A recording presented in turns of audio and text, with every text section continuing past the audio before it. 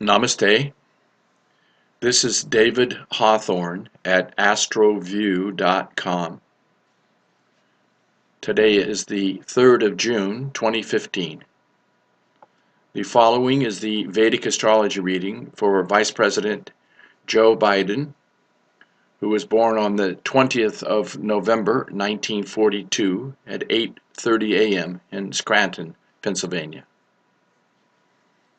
Now, using Vedic astrology from India and the sidereal zodiac, which is 23 degrees earlier than the tropical zodiac used by Western astrologers, we see that in the first house, we have the 8th sign of the zodiac ascending or rising at 10 degrees 8 minutes of Scorpio.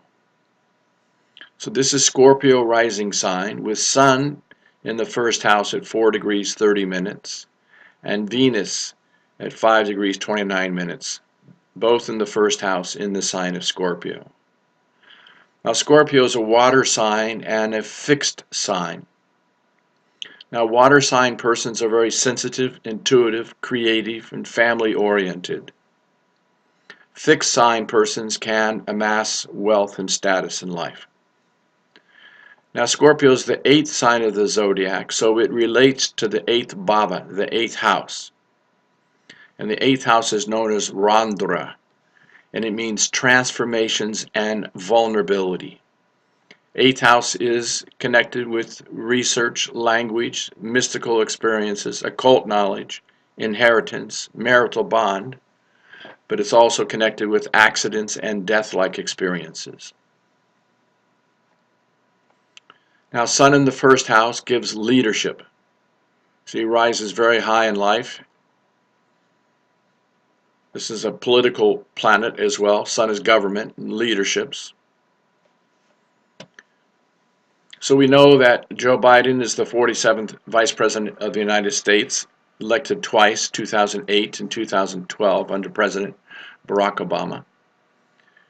Prior to that, Joe Biden was a U.S. Senator of Delaware. He was elected in 1972, one of the youngest senators ever, and then he was re-elected 6 times as senator. He became chairman of the Senate Foreign Relations Committee. He was the chairman of the Senate Judiciary Committee. He did have an unsuccessful bid for the Democratic presidential nomination in 1988 and also in 2008. He has one younger sister. He has 2 younger brothers. He received his law degree in 1968 from Syracuse University College of Law. 2 years prior to that, he married Anelia Hunter. They had 2 sons together, Bo in 1969 and Hunter in 1970, and a daughter, Naomi, in 1971. Now, he won the Senate election in November 72, and a few weeks later, on December 18th, his wife and his 1-year-old daughter were killed in an automobile accident. His 2 boys were injured but did survive. He went on a month later, or a few weeks later, to be sworn into the office of senator, and that was in 1973. A couple of years later, he met his current wife, Jill. They married in 77. They also had a daughter together, Ashley, in 81.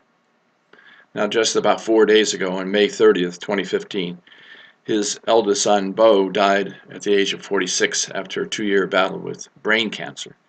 His son was a very successful, intelligent. He was an attorney. He served in the war, in the Iraqi war. He became attorney general on several occasions for Delaware and was just about to run for governor of Delaware. So it was a big tragedy to lose his son. So we see that in Vice President Biden's chart, he has Sun ruling leadership and government, and Sun rules his 10th house of Leo. This is the house of career and professional life and karma, and is placed in the first house. So this gives leadership, brings professional life to him. Now, Venus rules his 12th house, which is foreign lands, and he was the chairman of the Senate Foreign Relations Committee. Venus is also wife and affluence, and it's in the first house. He can have a royal wife, or his wife can be connected with government. So she's the vice president's wife. In the second house, he has the 9th sign Sagittarius. So Jupiter rules the wealth, status, and family life, and it's well placed in the 9th house of Cancer, where it's exalted. So that connects good fortune, 9th house is good fortune, with the second house of wealth, status, and continuation of family life. But it can cause some discontinuation of family life because Moon rules this sign of Cancer, then it's the 9th house.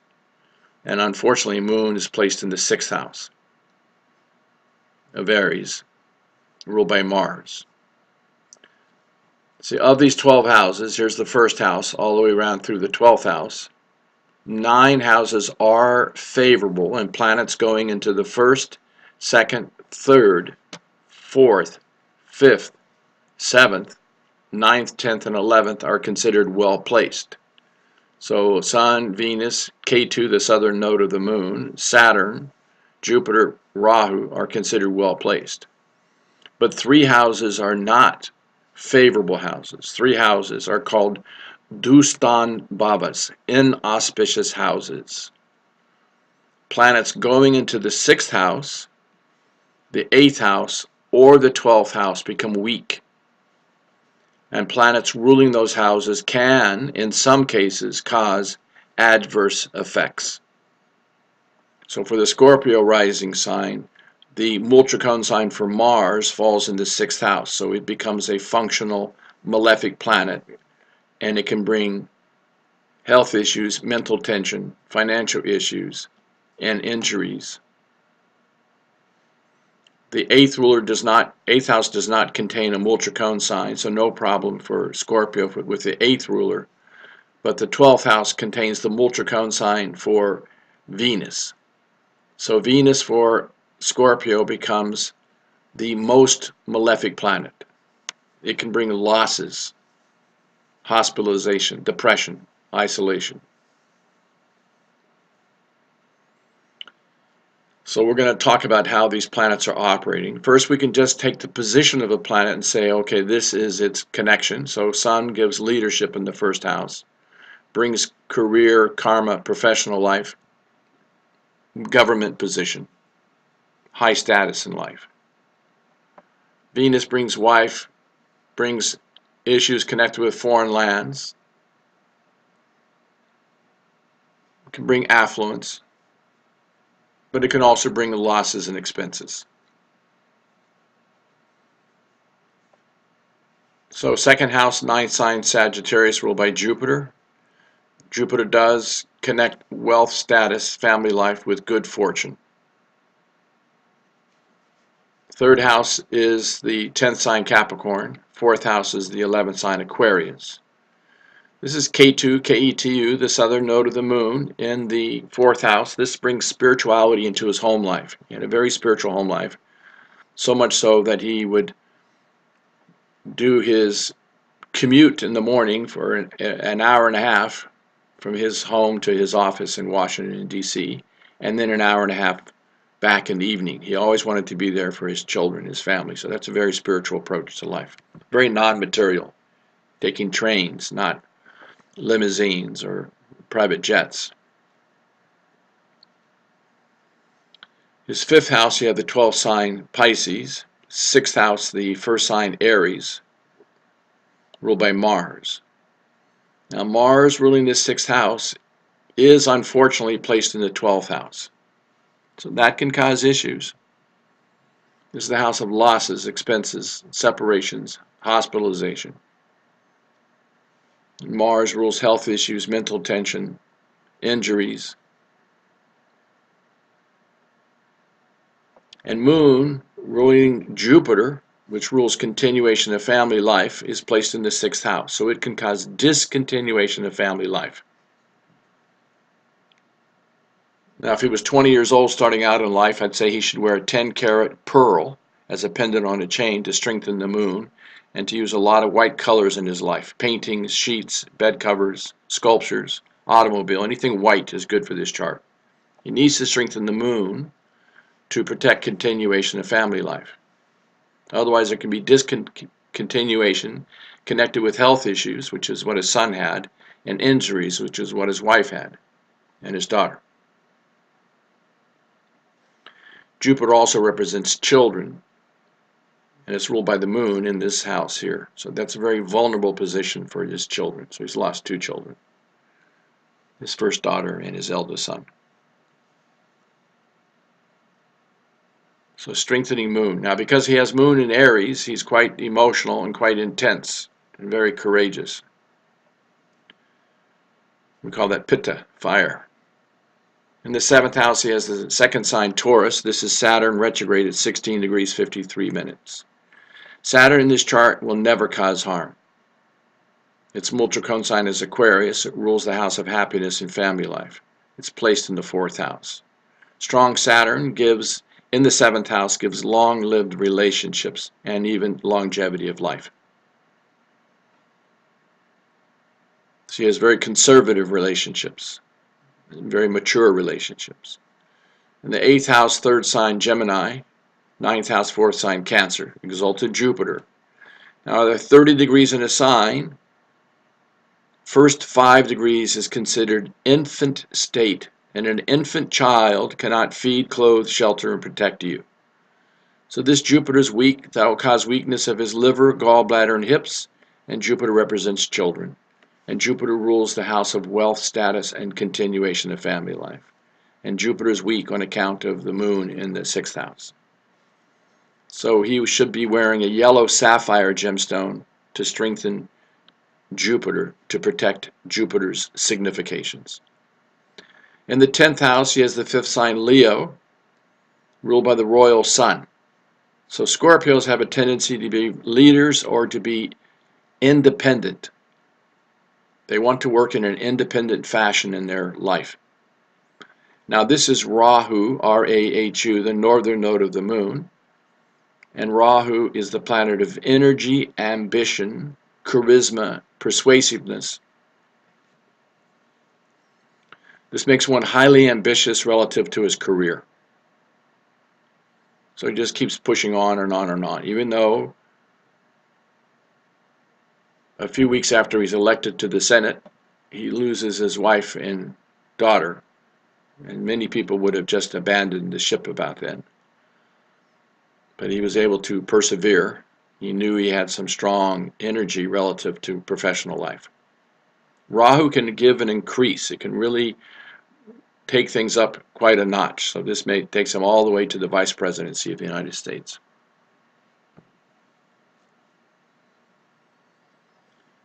In the 11th house, we have the 6th sign Virgo. This is ruled by Mercury. Now this is the 11th house, which is older siblings. If the 11th ruler, in this case Mercury, is strong, he would have the protection of older siblings.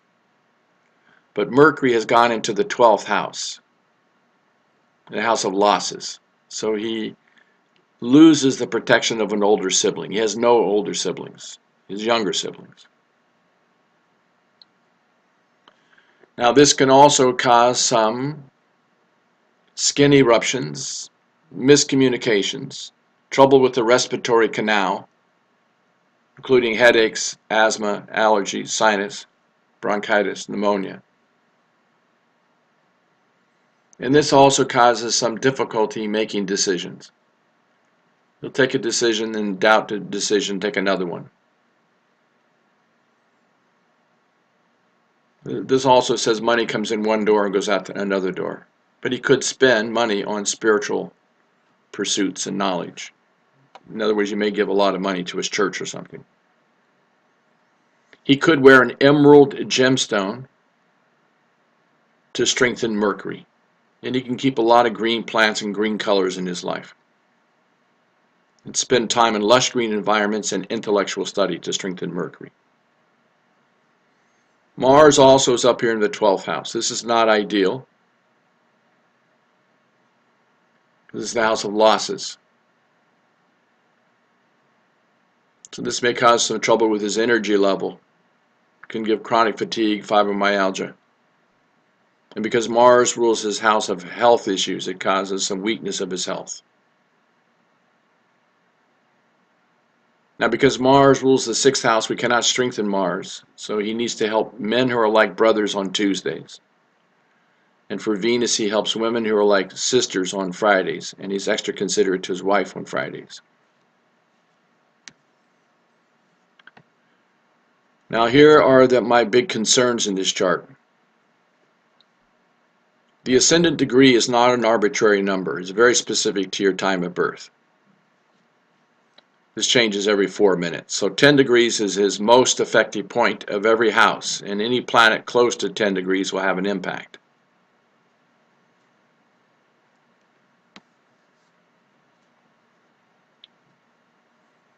Venus rules this 12th house, so it's the most malefic planet, and it's only 1 degree from the Sun. Sun is also male children in the man's chart.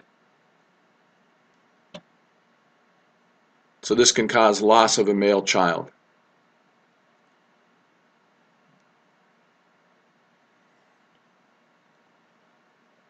Now the other major issue is that Rahu and Ketu, whenever they're close to the ascendant degree, within a 5-degree orb, so this starts at 5 degrees and it goes up to 15 degrees.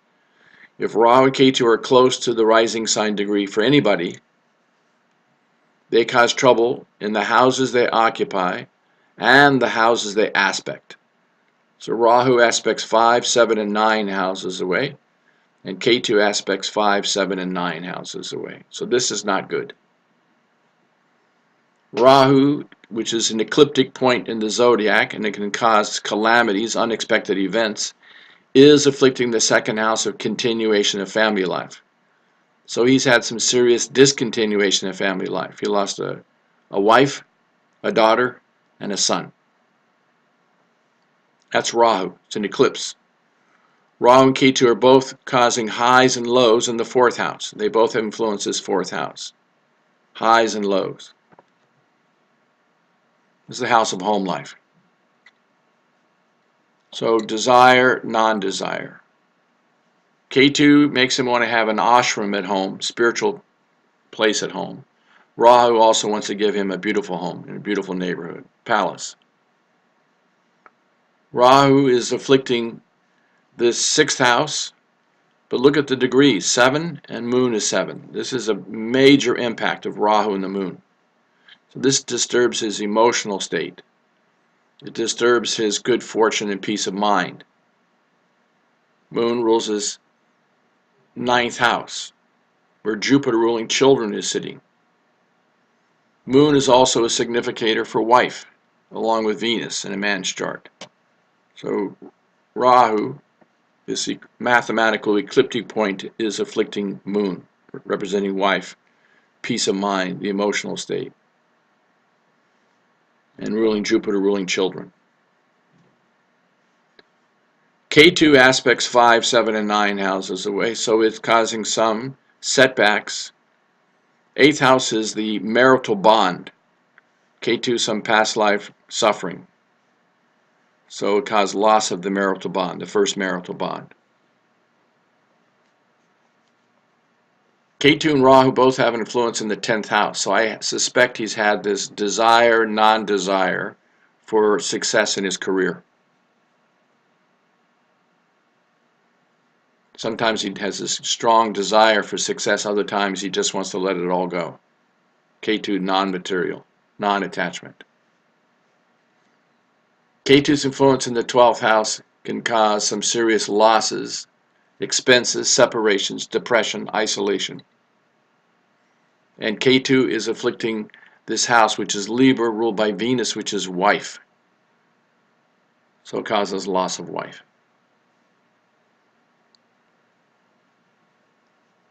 Now, if we know these things, nobody has a perfect chart. Nobody has a perfect chart. I don't care how healthy, how wealthy, how educated, how intelligent. Sooner or later, trouble comes to everyone, and it has to do with the planets that cause affliction, and it has to do with the transits of the planets. So what's important is to know this knowledge early and to do the planetary remedial measures for your chart. you do the remedies early, they can reduce the impact of the Sanchita karma from past lifetimes.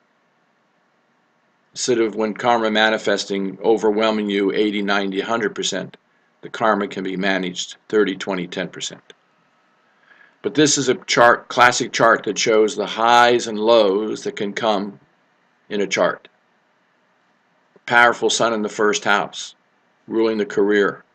Rahu just causing ambition in the career. So he takes him very high. But he's had some real serious challenges in life as well.